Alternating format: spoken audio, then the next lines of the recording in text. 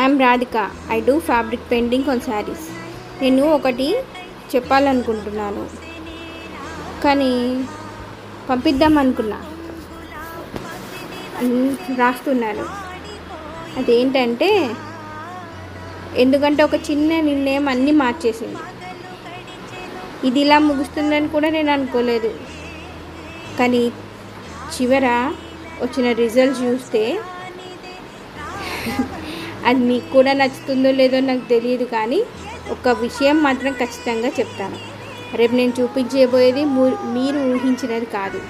Wait for the reveal. Follow Daksha designs. Thank you.